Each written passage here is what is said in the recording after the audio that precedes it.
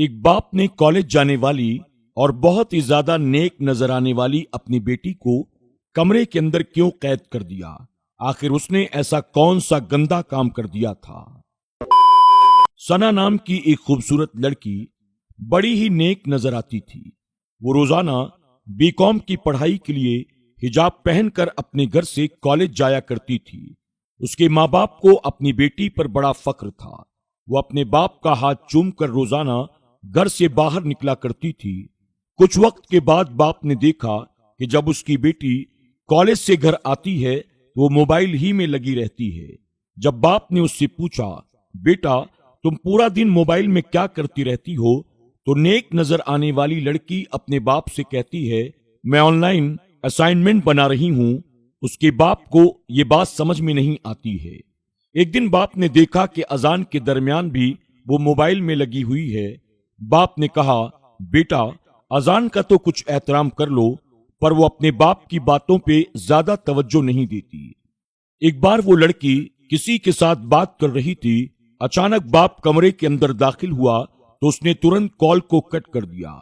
یہ دیکھ کر باپ کو اپنی بیٹی پر شک ہوا کہ کہیں یہ کسی لڑکے کے ساتھ بات تو نہیں کر رہی تھی، تبھی اس نے اچانک میرے آتے ہی کال کو کٹ کر دیا۔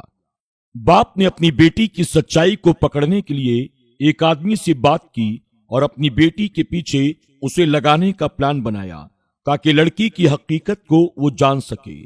اگلے روز جب وہ لڑکی کالج کے لیے اپنے گھر سے باہر نکلتی ہے، وہ شخص اس لڑکی کا چھپ کر پیچھا کرنے لگا۔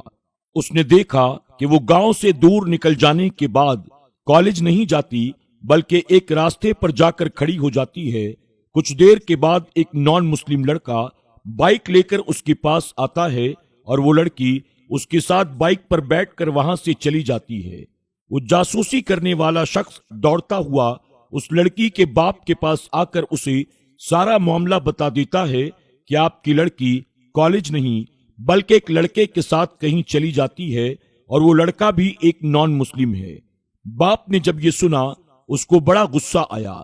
شام کے وقت جب وہ لڑکی اپنے گھر آتی ہے تو اس کے باپ نے اس کا ہاتھ پکڑ کر اسے کمرے کے اندر قید کر دیا، اس کا بیگ اور موبائل اس سے چھین لیا اور باپ نے کہا، تیرے جیسی لڑکیاں کالج کے نام پر اپنے ماں باپ کے ساتھ دھوکہ کرتی ہیں۔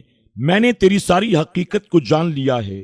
تیرے جیسی لڑکی جو حجاب پہن کر نیک بن کر کالج جاتی ہو اور وہاں جا کر کسی کے ساتھ عشق لڑاتی ہو، گندی حرکتیں کرتی ہو، یہ سن کر ثنا اپنے باپ سے معافی مانگنے لگتی ہے۔